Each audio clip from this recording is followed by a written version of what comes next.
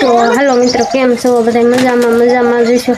તો હવે તો લગ્નના લાકડા થાય છે ને હાવ માંદા પડી ગયા છે, એટલે 2 દિવસ ને સુપર રોકાવા જઈ છે. તો અમારા બ્લોકમાં બના રહેજો, ના જઈને બધું આપણે મળશું અને તમને બતાવશું. તો ફાઇનલી હવે જો આપણે સુપર તો પહોંચી ગયા છીએ, એ તો તમને ખબર જ છે કે અમે સુપર આવ્યા છીએ. તો હવે તમને છે ને બધે પડામાં આટો મરવા લઈ જઈ, એવું હું આવેલું છે ને હું નહીં, તમને એકવાર તો બતાવ્યું હતું બીજા બ્લોકમાં, અને પાછું દેખાડું છું કેવી મોલાઈ થઈ છે.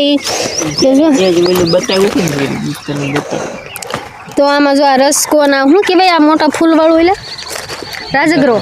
રાજગરો જો જીરું કાંક પાકનું પણ આવું છે. અને મારા પપ્પાની જો કણે જીરું ખેંચે છે. તો આપણે ધીમે ધીમે એ બાજુ જાવી. થોડોક દી ઉગીનો ઘણો સડી ગયો છે, એટલે છે ને આંખામાં ઊંચી કરું ને એટલે આમ આંખીઓમાં દી પ્રકાશ આવે છે સામો. તોય આપણે ધીમે ધીમે હેલા જઈએ છીએ. જીરું તો સારું છે, પછી આપણે છે ને અત્યારમાં નીકળી જવું છે, એટલે હીરામાં જઈને આપણે બેસી જઈએ. જીરું કંઈક પાકનું આવું છે. અહીંયા ઘણા સાડીઓ ઊભો છે. જો અહીંયા કણે અમારા બાપુને જીરું ખેહે છે.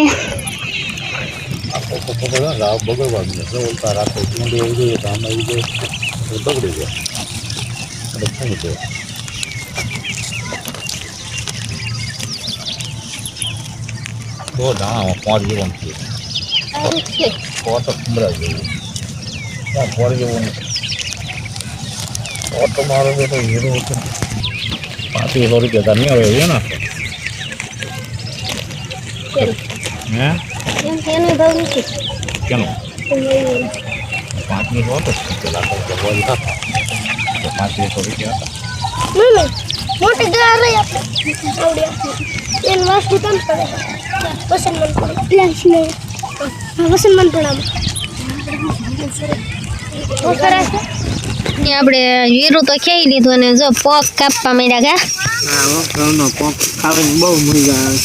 તો હવે આપણે છે ને પોક ઘઉંનો ખાવાનો છે, એટલે પોક બનાવશું, પછી સીણા શકશું, એવું બધું ખાઈને આયલા દઈશું. ઘરે જઈને કરવાનું છે આ બધું, શેકવાનું કામ એવું કરવું છે. નકર આપણે ના બનતણ ઓછા હોય આ શીખીને વ્યૂઝ ભાઈ. તો હવે છે ને મિત્રો આપણે તડકો તો બહુ સામો આવે છે, તો તમને ખબર તો છે.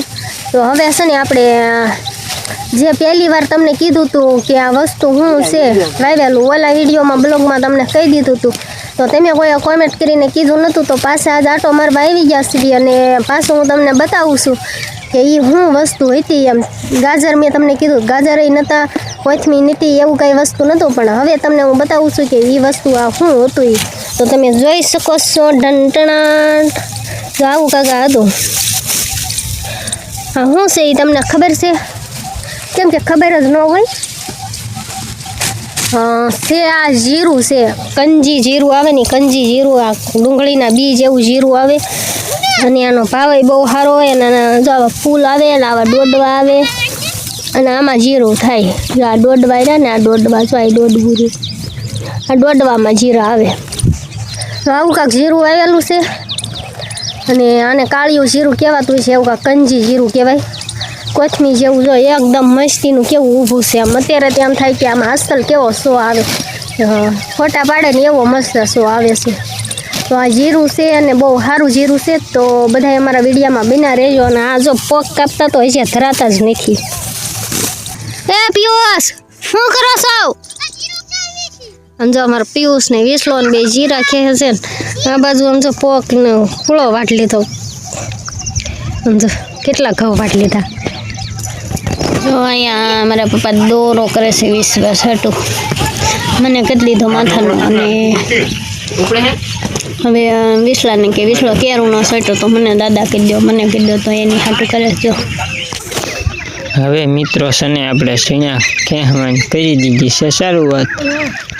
પૂછ્યા ઘાસ્યા વિનાના જો કોકના સીણા મંડીશ ક્યાં કોક ફોટો લઈને આવશે ને, તો માર કોક માર કે ફોટો લઈને આવશે ને ઓલો ભરતોની, મને કોઈ ન મારે. મારા બાપુજીનું છે. હા તાર બાપુજીનું છે. મારા બાપુજીનું છે, એટલે મને કોઈ કાંઈ ઠીક. તો હાલો મિત્રો, કાંઈ વાંધો નહીં, એમાં સીણા કહી લેવી, પછી મળીશું. હાલો કાંઈ લે ફાઇનલી સીના શેકવાનું ચાલુ કરી દીધું છે. આમ જો વિસલો ને પેશો ને એના ભગવાન બધા આમ જો કેવા ગોટા ને ગોટા ધુહાડો સડાયો સમજો. સીણા એમને નાખ્યા છે અને અડધા કાસા ને પાકા ને જે જો ઘઉં આવી પીડા છે. ઘઉં તો હજી પોક પાડવાનો છે. સીણા શેકાય છે. કા તમારે કોઈને ખાવા હોય તો વહી આવજો. પછી કહેતા નહીં કે અમને કીધું નહોતું એમ. ખાવા હોય ને તો વહી આવજો બિંદાસ.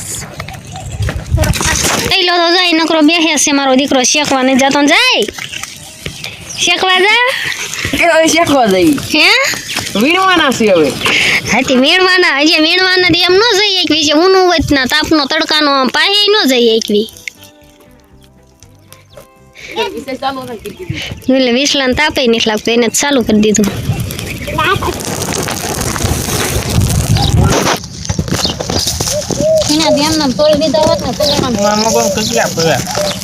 મમ્મી બોલ તો ખરેખર.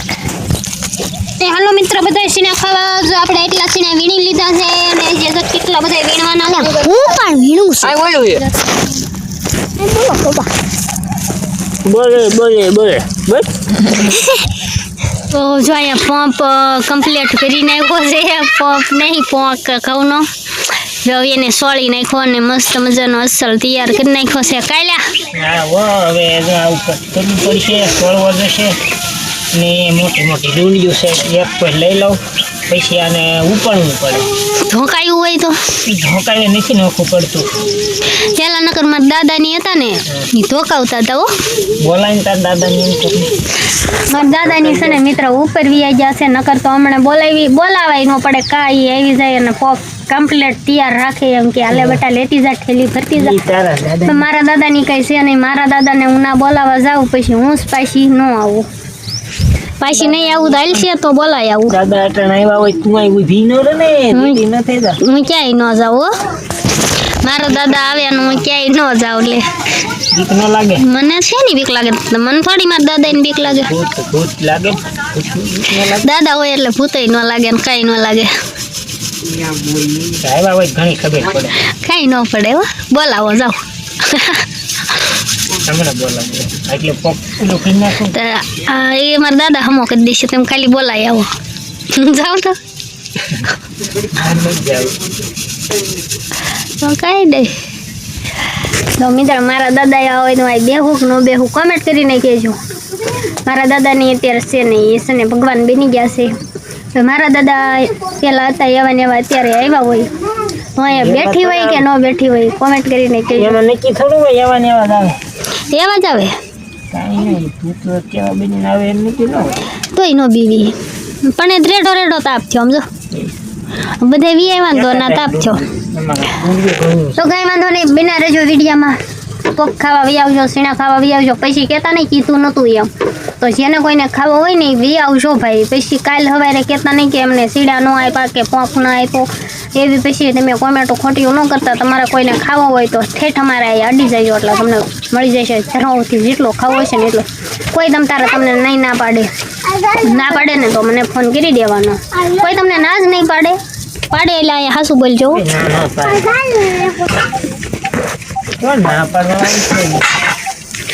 ના પાડવા વાળું કોઈ નથી. તો પછી એમ નામ ઘઉં ને બહુ થયા છે. તમે એમ કહો સાહેબ કોઈ ના પાડવા વાળું નથી. તો આપણે છે ને અહીંયા જો મારા પપ્પાને એને છે ને અહીંયા ઢોરનો ફરજો છે. જો આવો કાંઈક ફરજા છે. આમાં નીણું ને એવું ભરે ને આમાં છે ને બધું બાંધે ઢોર ને બોર ને. જો એટલે અહીંયા ઢોર બાંધતા હોય ના તો એવું હોય. પહેલાં શરૂઆતમાં એને છે ને આ મકાનમાં રહેતા હતા. જો આ મકાનમાં અહીંયા અમે રહેતા હતા.